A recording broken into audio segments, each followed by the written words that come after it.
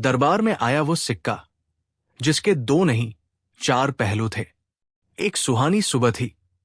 बादशाह अकबर अपने शाही तख्त पर बैठे थे। दरबार सजा हुआ था। लाल और सुनहरी पर्दों के बीच संगमरमर की फर्श पर बिछी सुनहरी किनारे वाली कालीन और हवा में केसर और चंदन की हल्की महक। दरबारी अपनी अपनी जगह पर बैठे थे। कोई बातें कर रहा था, कोई अगली सुनवाई के कागज तैयार कर रहा था। तभी महल के दरवाजे से एक अजनबी अंदर आया। उसकी पोशाक अजीब थी। सिर पर लंबी पगड़ी, पैरों में ऊंट की खाल के जूते और कमर से बंधी चमड़े की थैली। वो सीधे तख्त के सामने आया और झुककर सलाम किया। जहांपनाह, मैं दूर देश से आया हूं और आपके दरबार की बुद्धिमानी की कहानियां सुनी है। मैं एक अनोखी चीज लेकर आया हूं जो दुनिया में किसी और के पास नहीं है। उसने अपनी थैली से एक चमकदार सिक्का निकाला, लेकिन वो सिक्का देखकर सब चौंक गए। उसके दो नहीं बल्कि चार पहलू थे। अकबर ने सिक्का हाथ में लेकर गौर से देखा। ये एक चौकोर सिक्का था, लेकिन हर पहलू पर कुछ अलग उकेरा था।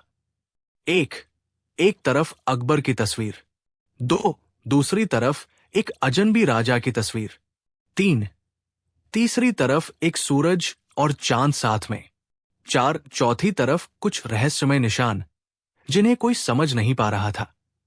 अकबर ने कहा, अजीब है, सिक्कों के तो दो पहलू होते हैं, ये चार पहलू वाला कैसे? अजनबी मुस्कुराया। जहांपनाह, ये सिक्का सिर्फ बुद्धिमानों की परीक्षा लेता है। इसमें एक सवाल छिपा है। अगर आपके दरबार में कोई इसका सही मतलब बता दे तो ये सिक्का और उसके साथ एक अनमोल खजाना उसका होगा। लेकिन अगर कोई नहीं बता पाया तो मुझे आपकी शाही मोहर के साथ वापस जाने की इजाजत दीजिए। अकबर ने सिक्का सभी दरबारियों को दिखाया। राजा टोडरमल ने कहा, जहांपनाह, ये किसी दूर देश का चलन होगा। मुल्ला दोप्याजा बोले, नहीं, ये तो जादू का सिक्का है। देखना, अगर इसे पलटो तो सोना बन जाएगा। दरबार में खुसर पुसर होने लगी।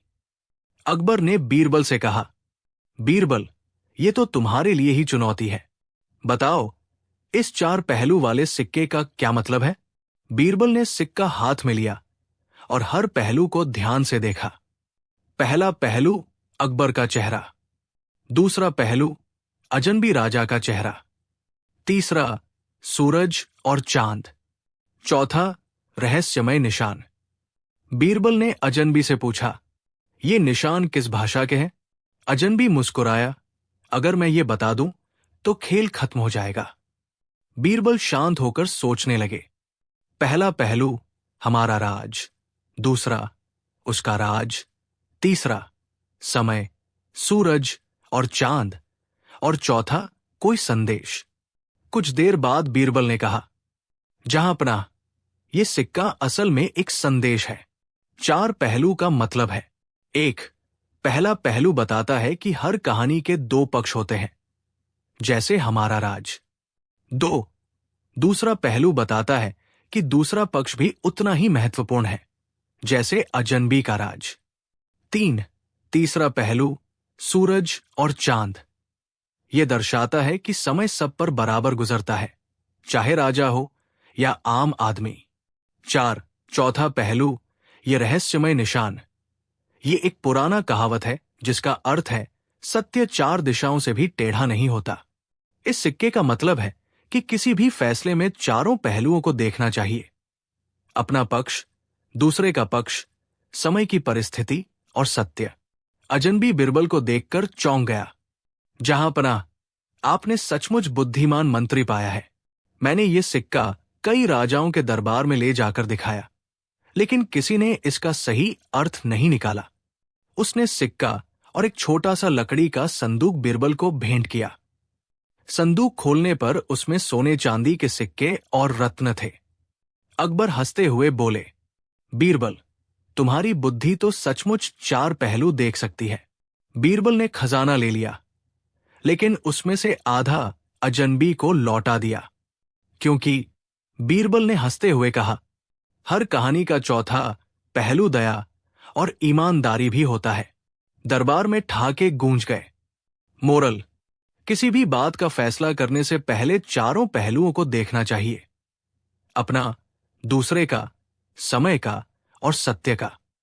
अकबर का आदेश, जिसने बीरबल को मुश्किल में डाल दिया। फतेहपुर सीकरी का दरबार अपनी रौनक और नजारों के लिए दूर दूर तक मशहूर था। अकबर अपने न्यायप्रिय और बुद्धिमान फैसलों के लिए जाने जाते थे, और उनके सबसे भरोसेमंद दरबारी बीरबल की चतुराई की कहानियां हर कोने में फैली हुई थी। लेकिन इस बार कहानी अलग थी। इस बार अकबर के एक आदेश ने खुद बीरबल को ऐसी मुश्किल में डाल दिया कि पहली बार उनके माथे पर पसीना आ गया। एक सुबह दरबार में व्यापारियों का एक समूह आया। वे कह रहे थे कि उनके बीच ये विवाद हो गया है कि राजा का सबसे बड़ा गुण क्या है। एक व्यापारी बोला, राजा का सबसे बड़ा गुण है उसकी शक्ति। दूसरा बोला, नहीं, राजा की संपत्ति सबसे बड़ा गुण है। तीसरा बोला, मैं कहता हूं, राजा का सबसे बड़ा गुण है उसका न्याय। अकबर मुस्कुराए और बोले, मेरे दरबार में इस सवाल का जवाब बीरबल देगा। लेकिन बीरबल, तुम सिर्फ जवाब नहीं दोगे, तुम इसे 7 दिन में साबित भी करोगे। बीरबल ने सिर झुकाकर आदेश मान लिया, लेकिन उन्हें अंदाजा नहीं था कि यह चुनौती इतनी पेचीदा हो जाएगी। अगले ही दिन अकबर ने नया आदेश सुनाया, बीरबल, तुम 7 दिन के भीतर मुझे ऐसा प्रमाण लाकर दिखाओ कि पूरे साम्राज्य के लोग मान ले। राजा का सबसे बड़ा गुण वही है जो तुम कहो। दरबार में खुसर पुसर होने लगी। यह काम आसान नहीं था, क्योंकि लोगों की सोच अलग अलग थी। 4 मंत्री जो बीरबल से जलते थे, मन ही मन खुश हुए। अब देखना, बीरबल इस बार फंस गया। बीरबल ने कई दिनों तक विचार किया। अगर वो कहें शक्ति, तो लोग कहेंगे कि कई शक्तिशाली राजा भी निर्दयी होते हैं।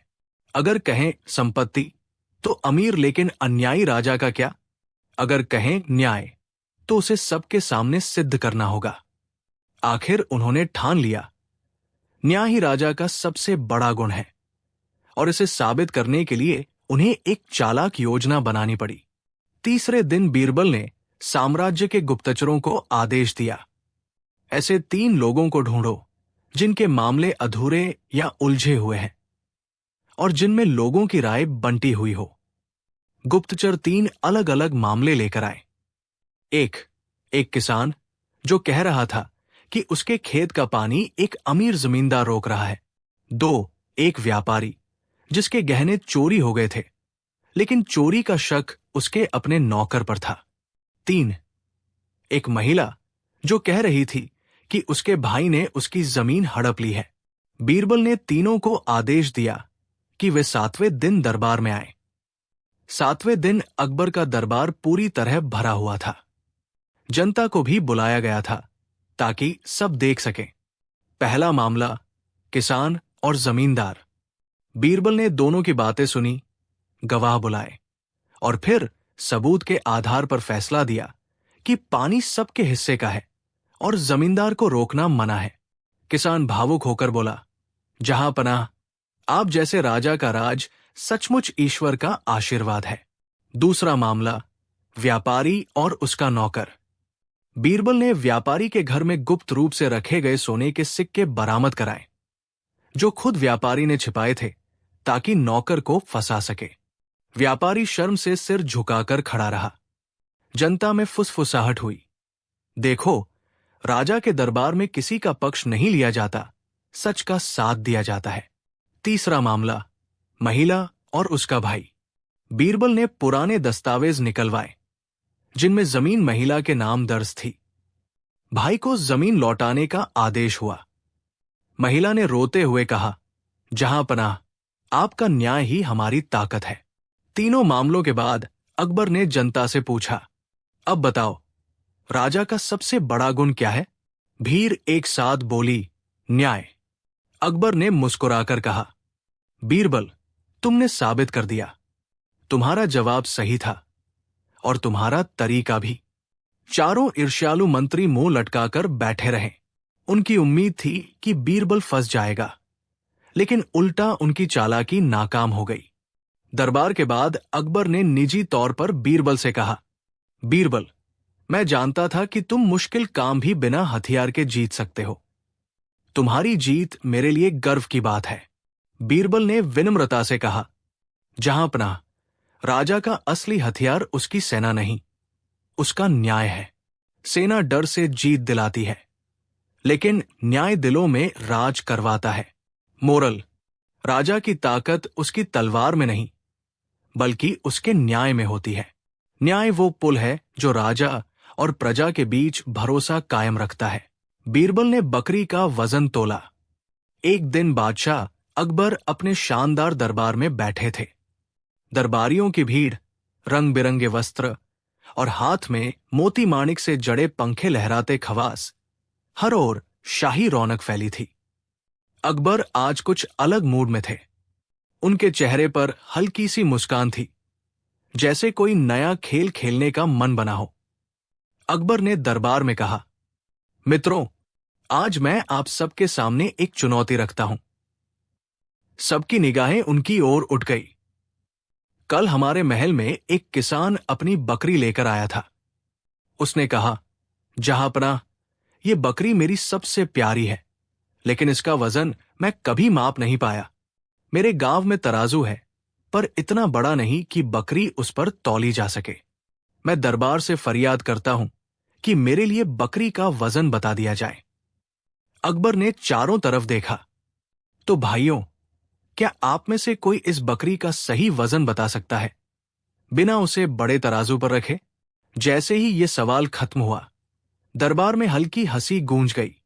राजा टोडरमल बोले, जहांपनाह, वजन तोलना तो व्यापारी का काम है, लेकिन बिना तराजू, ये तो जादू है।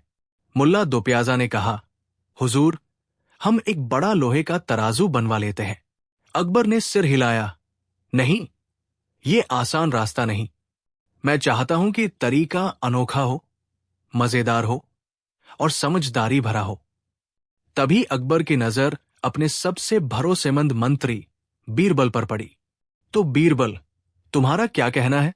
बीरबल मुस्कुराए, जहांपनाह, बकरी का वजन बताना कोई मुश्किल काम नहीं है, लेकिन अगर आप इजाजत दें तो मैं ये काम एक ऐसे अंदाज में करूंगा कि किसान भी खुश हो जाए और दरबार में हंसी भी छा जाए।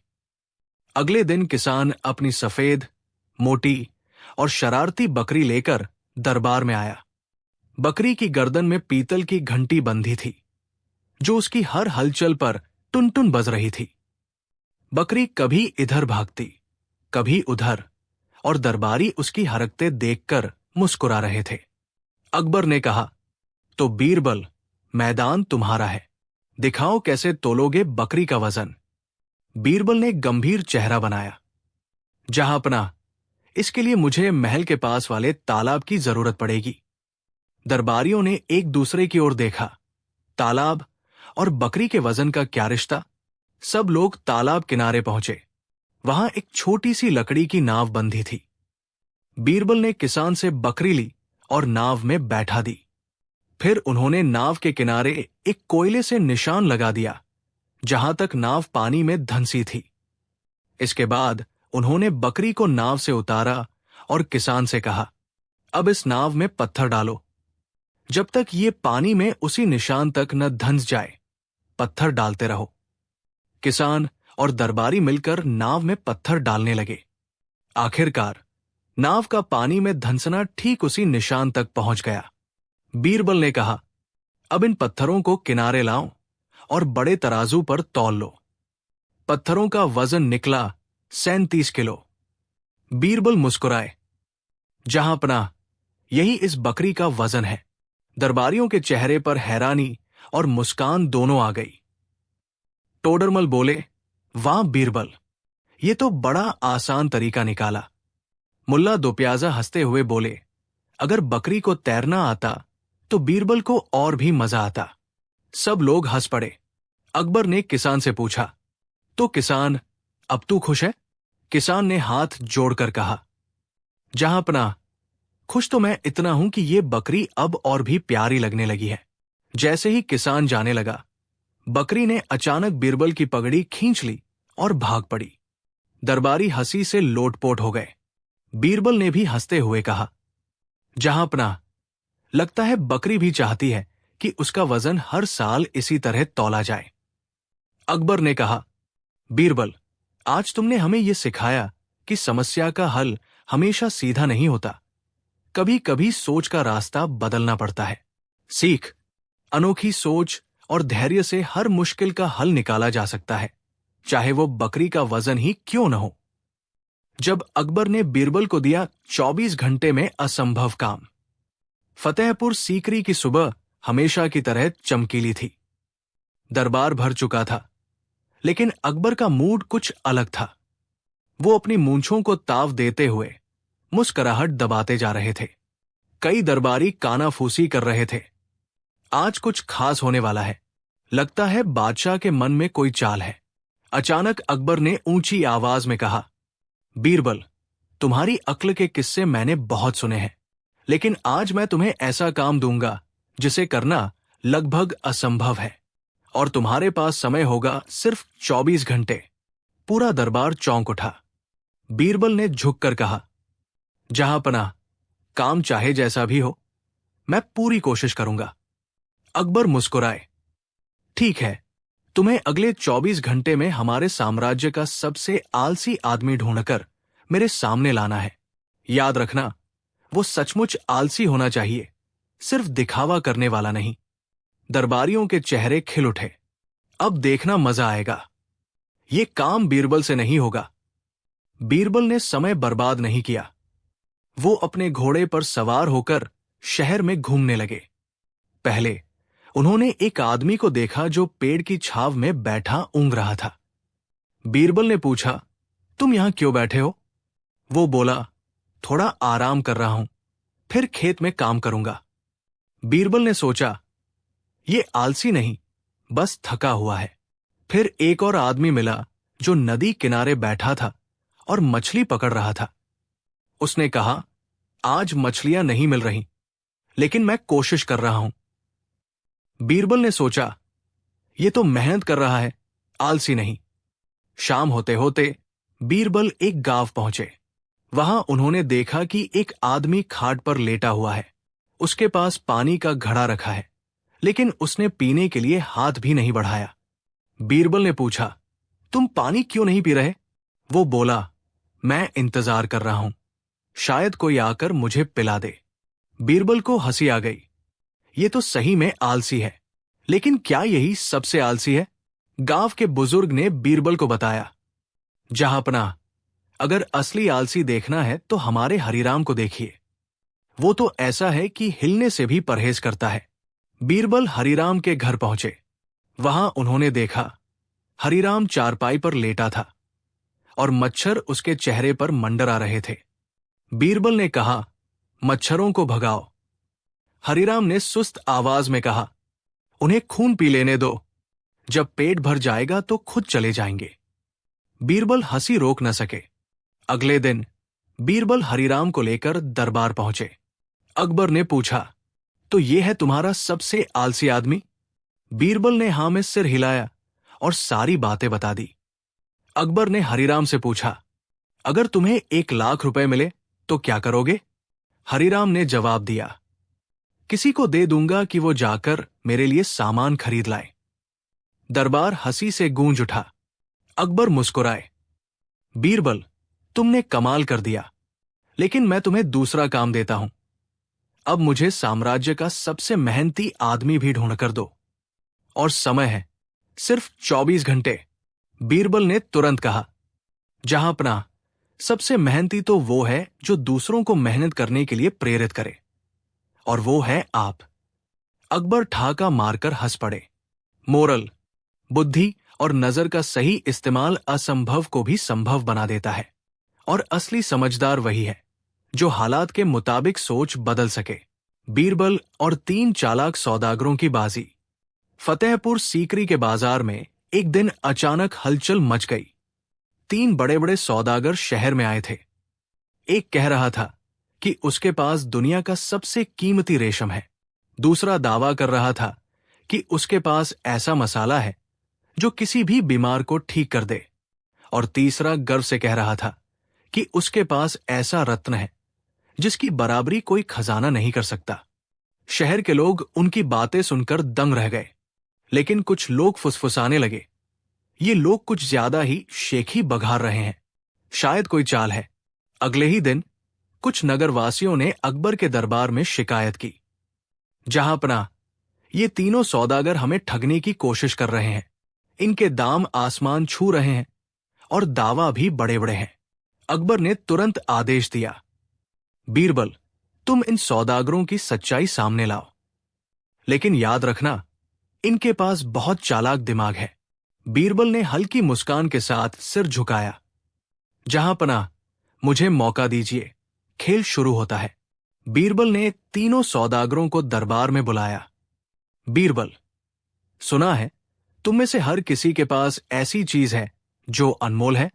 पहला सौदागर, मेरे पास रेशम है जो बादलों जितना मुलायम और हवा जितना हल्का है। दूसरा सौदागर, मेरे पास मसाला है जो बूढ़े को जवान बना दे। तीसरा सौदागर, मेरे पास रत्न है जो अंधेरे में भी सूरज की तरह चमके। बीरबल ने बिना देर किए कहा, ठीक है, तो हम तीनों की वस्तु की परीक्षा करेंगे। जो जीत गया उसे अकबर का विशेष सम्मान और इनाम मिलेगा। सौदागरों ने आत्मविश्वास से हामी भरी। पहले सौदागर का रेशम लाया गया। वो सचमुच मुलायम था, लेकिन बीरबल को कुछ गड़बड़ लगी। उन्होंने एक शरारती बकरी मंगवाई और उसके सामने रेशम रखा। बकरी ने उसे चबाना शुरू कर दिया। बीरबल, सच में अनमोल चीज होती तो कोई जानवर उसे खाना पसंद नहीं करता। ये तो बस अच्छा माल है, लेकिन अनमोल नहीं। पहला सौदागर सक्का गया। दूसरे सौदागर ने अपना मसाला पेश किया। बीरबल ने दरबार के एक बूढ़े सिपाही को बुलाया और उसे मसाले का सूप पिलाया। सिपाही ने कहा, वाह, स्वाद तो अच्छा है, लेकिन मुझे लगता है नींद आ रही है।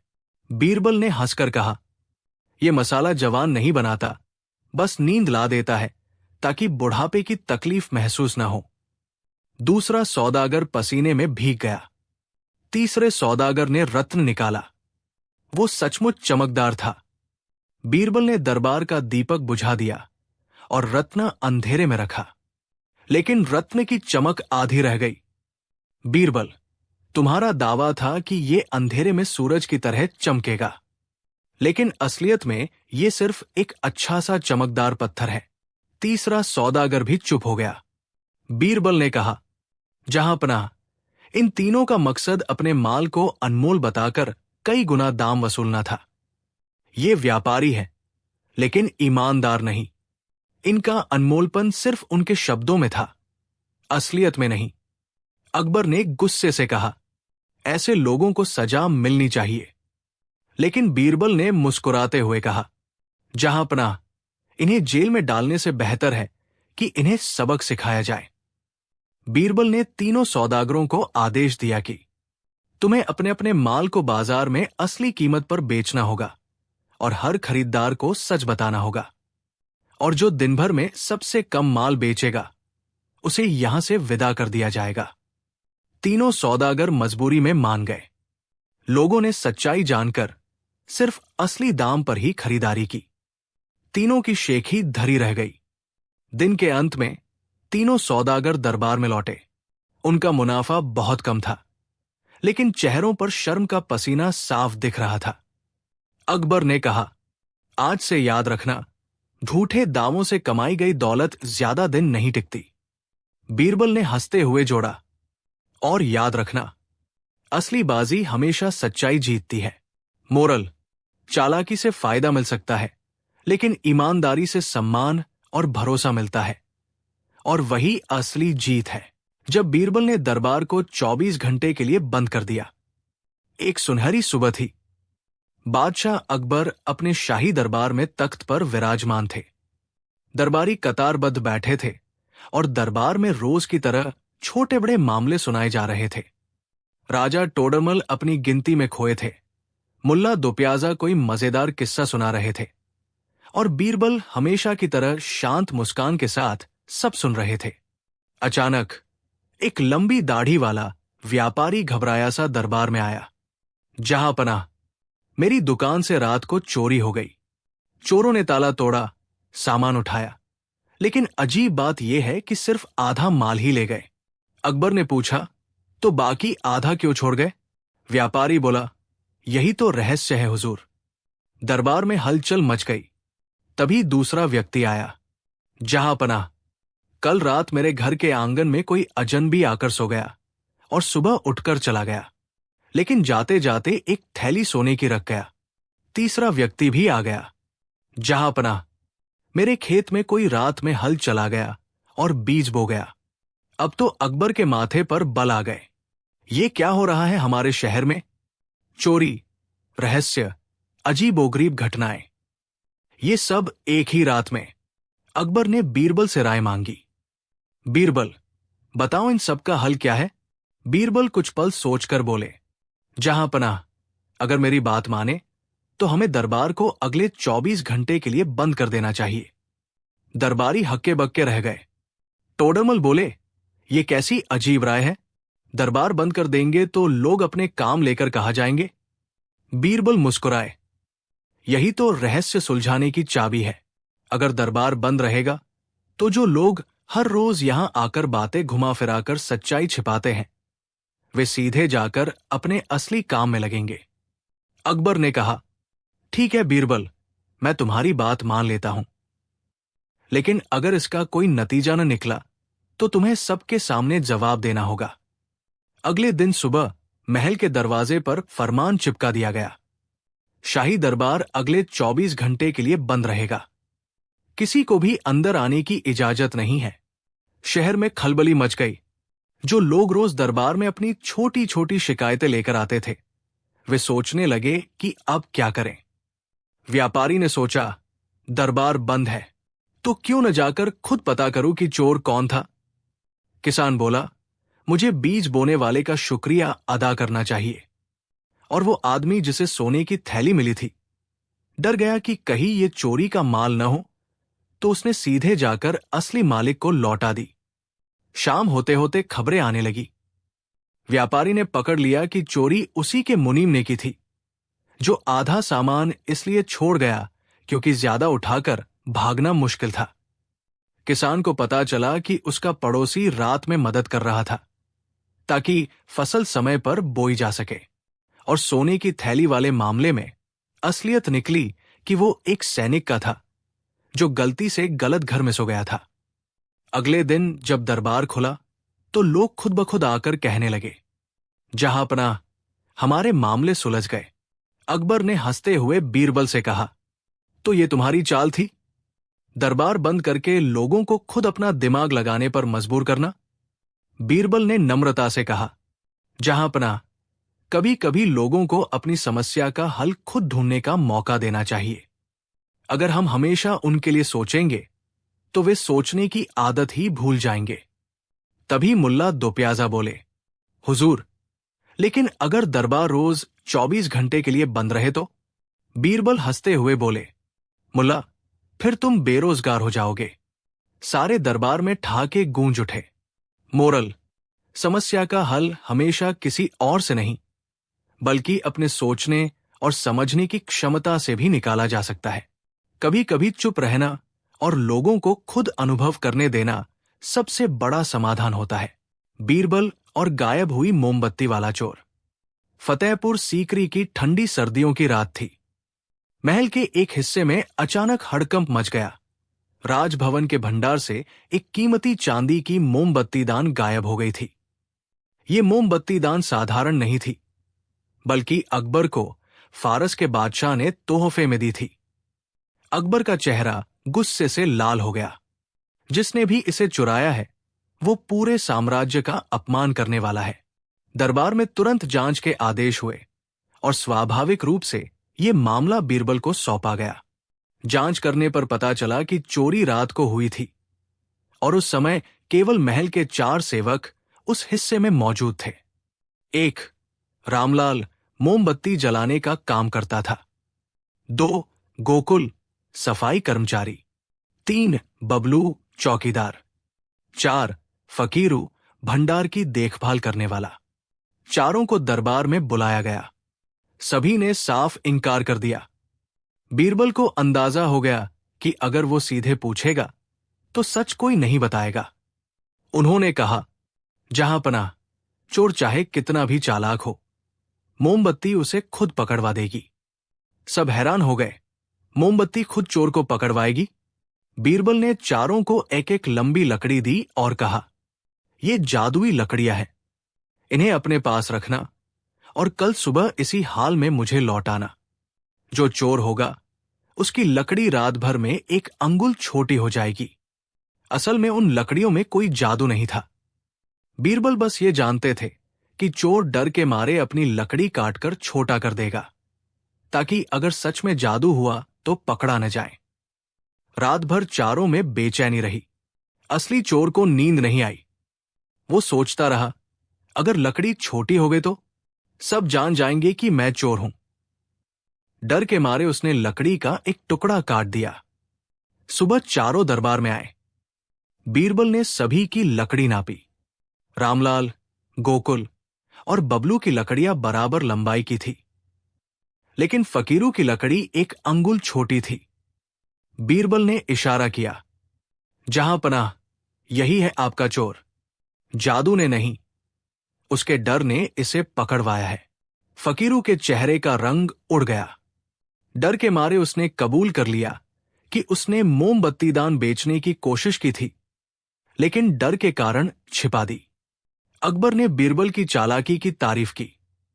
तुमने बिना तलवार चलाए, बिना किसी को सताए चोर पकड़ लिया। यही है असली बुद्धिमानी। चांदी का मोमबत्ती दान वापस भंडार में रख दिया गया और फकीरू को सजा दे दी गई। मोरल: डर इंसान को उसके गुनाह से पहले ही सजा दे देता है। सच बोलना हमेशा बेहतर है, वरना झूठ की उम्र बहुत छोटी होती है। अकबर का आधी रात का हुक्म, जिसने बीरबल को फंसा दिया। आगरा में सर्दियों की एक सर्द और गहरी रात थी। पूरा शहर घने कोहरे की चादर में लिपटा हुआ था और यमुना नदी का किनारा खामोशी में डूबा हुआ था। शाही महल के झरोखे भी बंद थे और हर तरफ एक अजीब सा सन्नाटा पसरा था। बादशाह अकबर अपने आलीशान बिस्तर पर लेटे हुए थे, लेकिन उनकी आंखों में नींद का कोई नामो निशान नहीं था। उनके मन में एक अजीब सी बेचैनी थी, जिसका कारण उनके दरबारी थे। दरअसल कुछ दिनों से दरबार में ये कानाफूसी चल रही थी कि बादशाह अकबर अपने प्रिय मंत्री बीरबल पर कुछ ज्यादा ही मेहरबान है। कई चापलूस और ईर्ष्यालु दरबारी बादशाह के कान भरते रहते थे कि बीरबल अपनी चतुराई का झूठा दिखावा करता है और बादशाह को मूर्ख बनाता है। वे अक्सर कहते, जहांपनाह, आप बीरबल को हर मुश्किल का हल मान लेते हैं, लेकिन कभी हमें भी आजमा कर देखिए, हम भी आपकी सेवा में जान हाजिर कर सकते हैं। अकबर, जो अपनी बुद्धिमत्ता और न्याय के लिए जाने जाते थे, इन बातों को नजरअंदाज करते थे। वो जानते थे कि बीरबल की बुद्धिमानी और हाजिर जवाबी बेजोड़ थी, लेकिन लगातार एक ही बात सुनते सुनते उनके मन में भी ये ख्याल आया कि क्यों न एक बार बीरबल की परीक्षा ली जाए।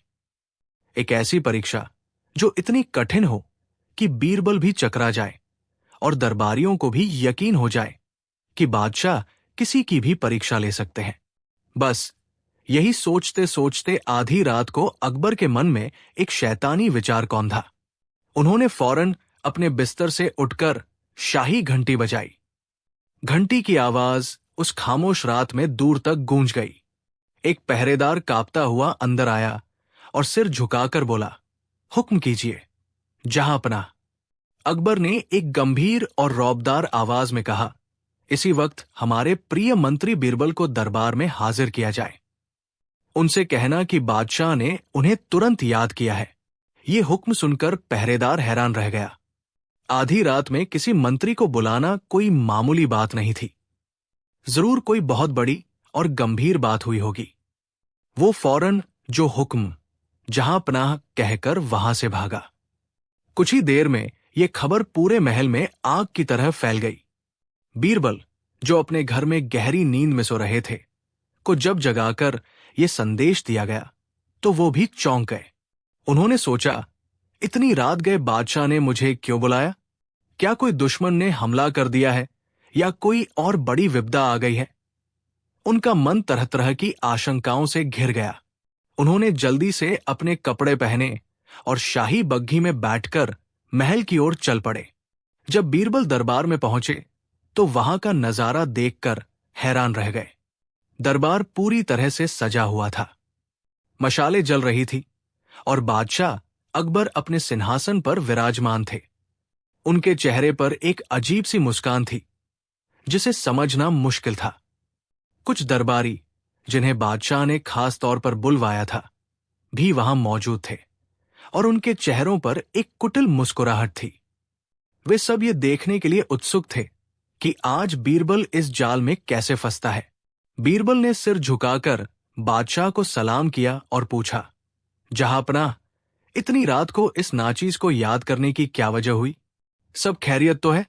अकबर ने अपनी भारी आवाज में कहा, बीरबल, हमने तुम्हें एक बहुत जरूरी काम के लिए बुलाया है। हमें इसी वक्त यानी सुबह होने से पहले 3 ऐसी चीजों की जरूरत है जो इस दुनिया में मौजूद न हो। यह सुनकर बीरबल के साथ साथ वहां मौजूद सभी लोग सन्न रह गए। ये कैसा हुक्म था? ऐसी चीजें जो दुनिया में है ही नहीं, उन्हें कोई कैसे ला सकता है? दरबारियों के चेहरे पर अब खुशी की लहर दौड़ गई। उन्हें लगा कि आज तो बीरबल फंस ही गया। अब वो बादशाह को क्या जवाब देगा? ये तो एक असंभव काम था। बीरबल ने एक पल के लिए अपनी आंखें बंद की और गहरी सोच में डूब गए। वो समझ गए कि ये बादशाह की कोई परीक्षा है जो दरबारियों के कहने पर ली जा रही है। उनके चेहरे पर चिंता की कोई लकीर नहीं उभरी, बल्कि एक हल्की सी मुस्कान आ गई। उन्होंने बादशाह से कहा, जहांपनाह, आपका हुक्म सर आंखों पर। लेकिन इन 3 नायाब चीजों को लाने के लिए मुझे कुछ चीजों की जरूरत पड़ेगी। अकबर ने उत्सुकता से पूछा, क्या चाहिए तुम्हें? बीरबल ने कहा, मुझे एक मशाल, एक खाली बोरी और शाही खजाने से 1000 सोने की मोहरें चाहिए। ये सुनकर दरबारी एक दूसरे का मुंह देखने लगे। उन्हें समझ नहीं आया कि इन चीजों से बीरबल वो सब कैसे लाएगा जो दुनिया में है ही नहीं। अकबर ने भी हैरानी से पूछा, इन चीजों का तुम क्या करोगे? बीरबल ने जवाब दिया, जहांपनाह, ये तो आपको सुबह ही पता चलेगा। कृपया मुझे ये सामान मुहैया कराने का आदेश दें। अकबर ने बीरबल की बात मान ली और तुरंत उन चीजों का इंतजाम करने का हुक्म दिया। बीरबल ने मशाल जलाई, खाली बोरी अपने कंधे पर रखी और मोहरों की थैली लेकर दरबार से बाहर चले गए। दरबारी और बादशाह पूरी रात बेचैनी से इंतजार करते रहे। वे ये जानने के लिए उत्सुक थे कि बीरबल क्या करने वाला है और सुबह वो क्या जवाब लेकर आएगा। जैसे ही सुबह की पहली किरण ने आसमान में उजाला किया, बीरबल दरबार में हाजिर हुए। उनके चेहरे पर वही आत्मविश्वास और मुस्कान थी। बादशाह ने तुरंत पूछा, बीरबल, क्या तुम हमारी मांगी हुई 3 चीजें ले आए? बीरबल ने सिर झुकाकर कहा, जी जहांपनाह, मैं आपकी मांगी हुई 3 चीजें ले आया हूं। यह सुनकर सभी दरबारी चौंक गए। बीरबल ने अपनी बोरी जमीन पर रखी और उसमें से एक पत्थर निकाला। उन्होंने वो पत्थर बादशाह के सामने रखते हुए कहा, जहांपनाह, यह है पहली चीज, अमृत का पत्थर। अकबर ने हैरानी से पत्थर को देखा और कहा, यह तो एक मामूली पत्थर है, इसमें अमृत कहाँ है? बीरबल ने मुस्कुराते हुए कहा, जहांपनाह, यह कोई मामूली पत्थर नहीं है। अगर कोई ऐसा व्यक्ति इसे छुए जिसने जीवन में कभी कोई पाप न किया हो, तो ये पत्थर सोने में बदल जाएगा। मैंने पूरी रात शहर में घूम घूम कर ऐसे व्यक्ति को ढूंढा, लेकिन मुझे कोई नहीं मिला, इसलिए मैं इसे आपके पास ले आया हूं। आप तो इस सल्तनत के बादशाह हैं। आपने जरूर कोई पाप नहीं किया होगा। आप इसे छूकर देख लीजिए। यह सुनकर अकबर और सभी दरबारी एक दूसरे का मुंह ताकने लगे। कोई भी उस पत्थर को छूने की हिम्मत नहीं कर सका, क्योंकि हर कोई जानता था कि उसने जीवन में कभी न कभी तो कोई गलती या पाप किया ही है।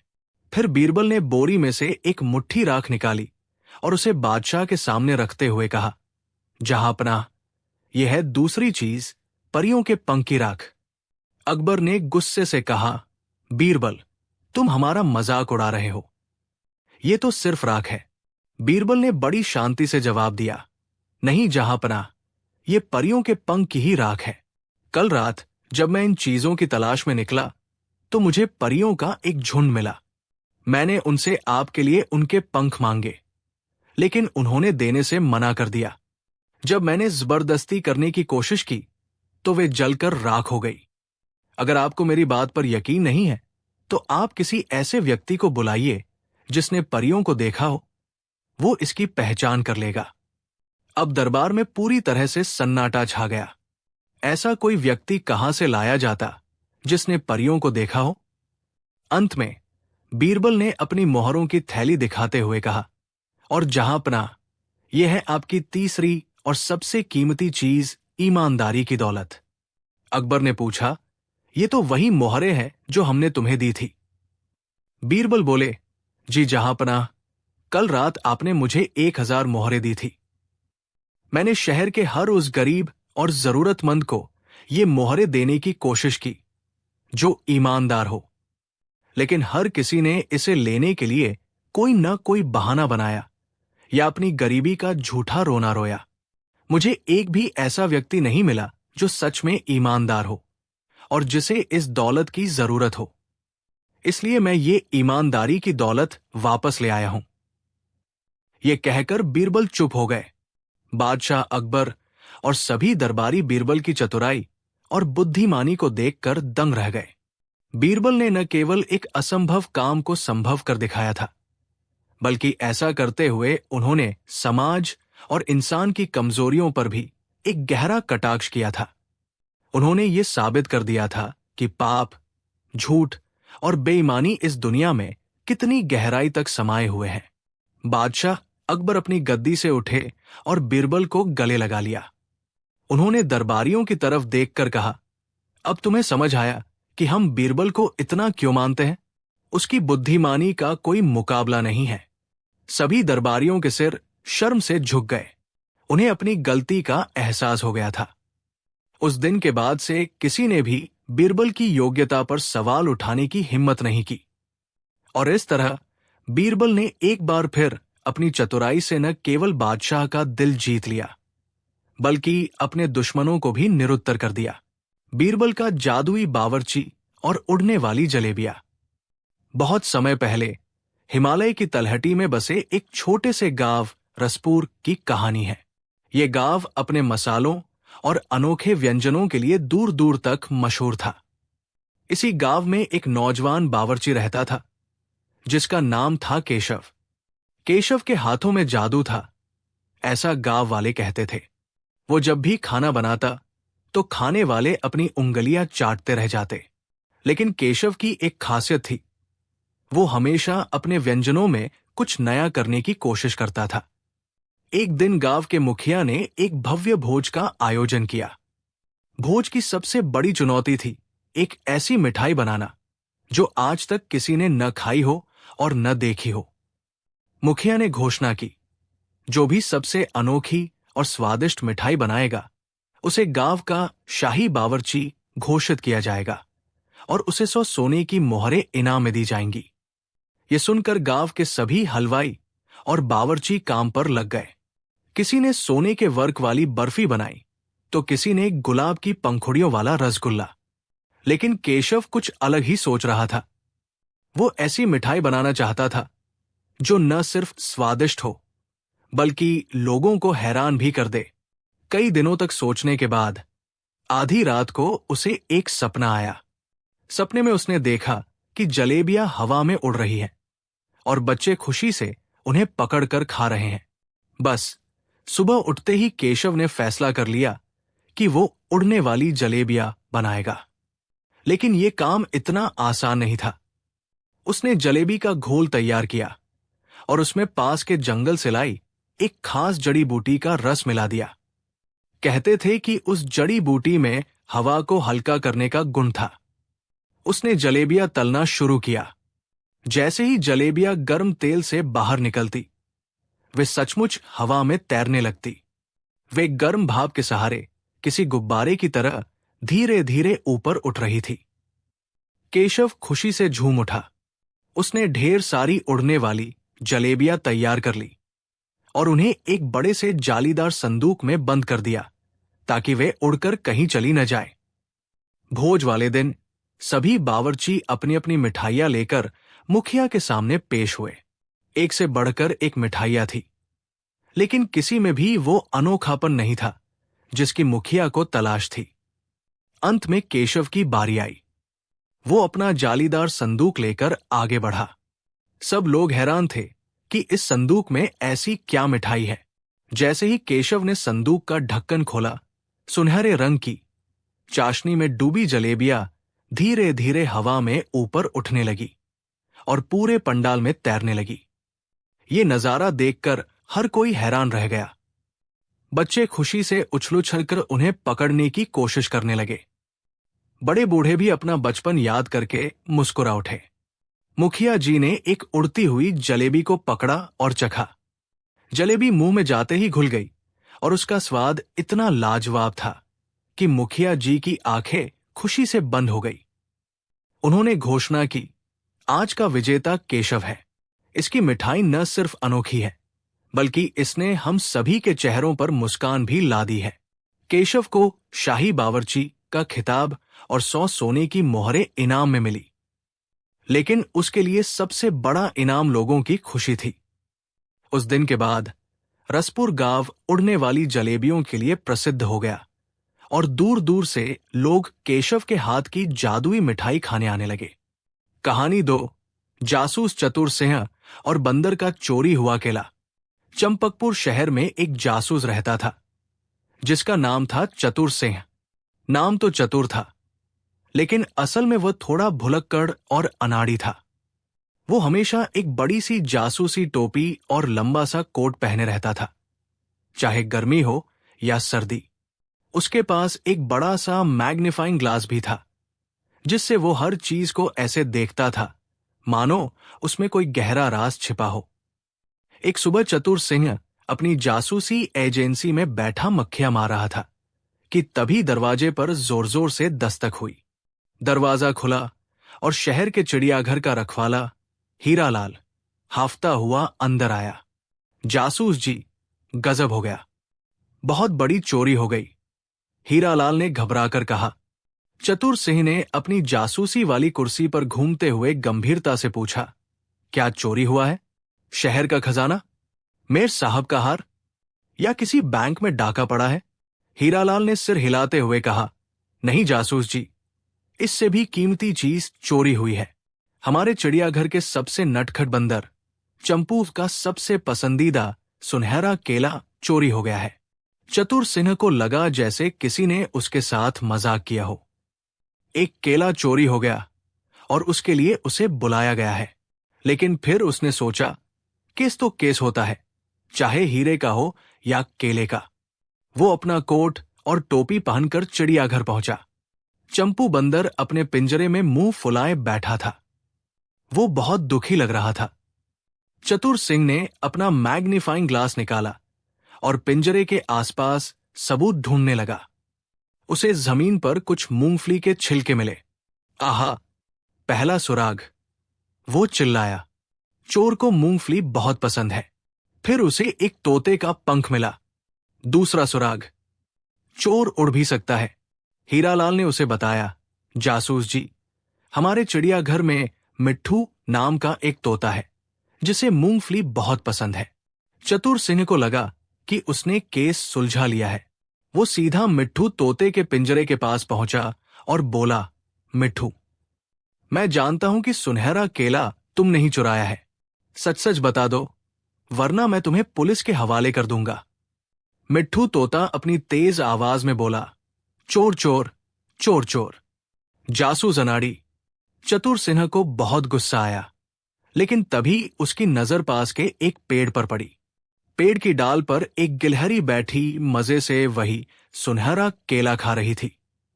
उसके आसपास मूंगफली के छिलके बिखरे पड़े थे और उसके बालों में एक तोते का पंख अटका हुआ था, जो शायद मिट्ठू के पिंजरे के पास से उड़कर आया होगा। असलियत यह थी कि नटखट गिलहरी ने ही चंपू का केला चुराया था। वो मिट्ठू के पिंजरे के पास से मूंगफली चुराकर भागी और फिर चंपू का केला लेकर पेड़ पर चढ़ गई। चतुर सिंह ने अपना सिर पकड़ लिया। उसकी जासूसी फिर से गलत साबित हुई थी। उसने धीरे से हीरालाल से कहा, चोर पकड़ा गया। वो रही। हीरालाल और चतुर सिंह ने मिलकर बड़ी मुश्किल से गिलहरी से आधा बचा हुआ केला वापस लिया और चंपू को दिया। आधा केला पाकर भी चंपू बहुत खुश हो गया। चतुर सिंह वापस अपनी एजेंसी आ गया और अपनी डायरी में लिखा, आज का केस, बंदर का चोरी हुआ केला। नतीजा, जासूसी में कभी कभी दिमाग से ज्यादा आंखों पर भरोसा करना चाहिए। और इस तरह जासूस चतुर सिंह अपने एक और मजेदार केस के बाद अगले केस का इंतजार करने लगा। बीरबल और एक ऐसी साजिश जिसने पूरा दरबार हिला दिया। फतेहपुर सीकरी का वो दिन बाकी दिनों से अलग था। सुबह दरबार में आने से पहले ही बादशाह अकबर को एक गुप्त चिट्ठी मिली। चिट्ठी में लिखा था, जहां पनाह, आपके सबसे भरोसेमंद दरबारी बीरबल आपके खिलाफ षड्यंत्र रच रहे हैं। वो आपकी गद्दी हथियाने की योजना बना चुके हैं। अकबर चौंक उठे। बीरबल तो उनकी आंखों के तारे थे। उनकी बुद्धि के वो हमेशा कायल रहे थे। लेकिन अगर ये सच है तो मामला गंभीर है। अकबर ने चिट्ठी लिखने वाले का नाम देखा। कोई नहीं था। सिर्फ आखिर में लिखा था, आपका शुभ चिंतक। अकबर ने तय किया कि वो इस बात की तह तक जाएंगे, लेकिन सीधे बीरबल से कुछ नहीं कहेंगे। उन्होंने दरबार में एक नया खेल शुरू करने का ऐलान किया।